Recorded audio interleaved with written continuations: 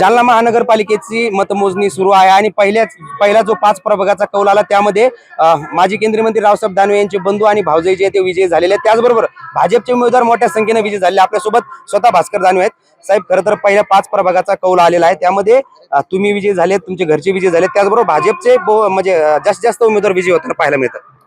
निश्चितच जालना महानगरपालिकेच्या निवडणुकीमध्ये प्रभाग क्रमांक 1 मध्ये भारतीय जनता पार्टीचे 5चे 5 उमेदवार मोठ्या मताधिक्याने त्या ठिकाणी विजयी झाले आणि प्रभाग क्रमांक 2 पासून 16 पर्यंत जी काही काउंटिंग या ठिकाणी चालू आहे, या काउंटिंग मध्ये सुद्धा मतदार बंधू भगिनींनी भारतीय जनता पार्टीला कौल दिलेला आहे आणि बऱ्यापैकी जवळपास 70 ते 80% भाजपाचे उमेदवार आता सध्या काउंटिंग मध्ये आघाडीवर आहे।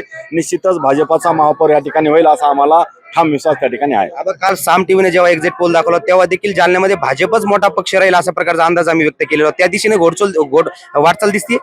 निश्चितच साम टीव्हीचा जो काही अंदाज होता तो 100% त्या ठिकाणी खरा ठरणार आहे, कारण भारतीय जनता पार्टीचा विकासाचा व्हिजन घेऊन आम्ही जनतेपर्यंत गेलो आणि म्हणून मतदार बंधू भगिनींना मोठ्या प्रमाणामध्ये आम्हाला कौल देण्याचा प्रयत्न त्या ठिकाणी गेला। मतदार बंधू भगिनींनी भारतीय जनता पार्टीला मोठ्या प्रमाणात आशीर्वाद या ठिकाणी दिला